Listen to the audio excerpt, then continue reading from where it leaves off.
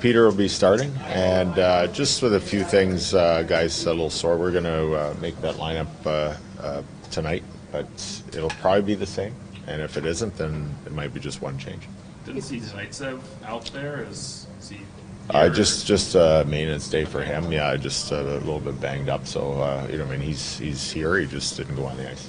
Tinordi, we saw him skating out there. Is he getting close? Would he go on the trip, or is? Yeah, he's planning on going on the trip, and he's had some really good last few days. So we'll just start ramping him up and light physicality and then heavier physicality, and then hopefully gets cleared soon. Athens is still a ways away. Yeah, he's I think by sometime first week of December, which is this week coming up, back on the ice. So we're hoping then, same as Tinordi, once he gets back on the ice, hopefully that progresses quick.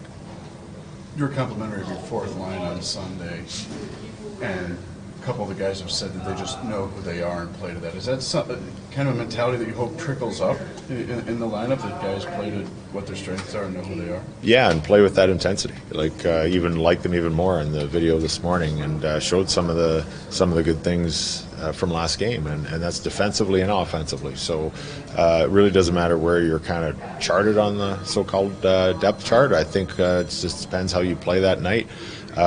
You should get rewarded with a little bit more time and opportunity, and hopefully they continue that, and hopefully it does, like you say, kind of like fester through the group in a good way.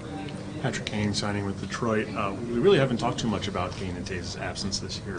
How have you noticed that absence, and how has it been filled, I guess? I think both in different ways. Obviously Patrick's such a dynamic player on the ice, and he Hall of Fame type of player.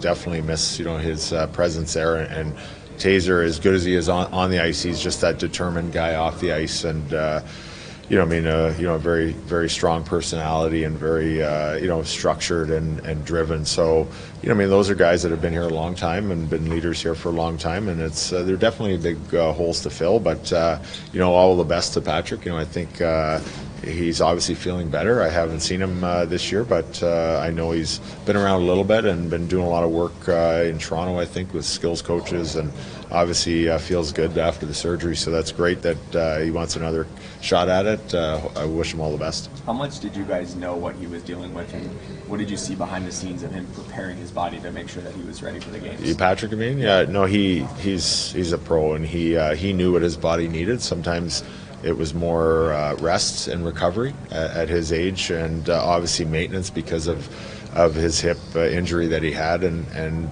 I think he went for some treatment with his doctor every 3-4 months or something like that on a schedule, and we had to make sure that we managed that schedule for him, and it worked for him and the team. But he's low maintenance. He just goes about his business. The odd time you talk to him about maybe the team structure, and he just smiles sheepishly, and he knows that he does sometimes a little too much out there to try and help the team, and it's all in good intention. So he was really good for us at the end, and he put a show on a few nights there at the trade deadline to show everybody that he was still a very effective player out there. Do you hope he plays Thursday? I'm sure if he's ready to sign, I'm sure he's ready to play, so I expect to see him.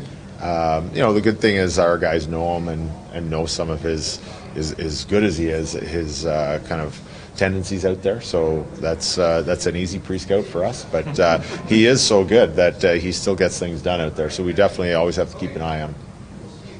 Is there any, with Bedard, I've noticed a few times where he goes back to the bench very frustrated when something goes wrong. Have you had to talk to him about this? Something about just showing the right demeanor at the right times? Yeah, I think the players help out with that, but it doesn't linger. I think I mentioned before, punching the boards or slamming the board. That's kind of a normal reaction, and some guys it festers into the next shift and into the next time coming to the bench, and I haven't seen that.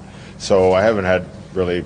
He has passion for the game. I'm good with that. As long as he can take a breath and regroup and play that next shift without that, frustration in his head. And it seems like he can do that.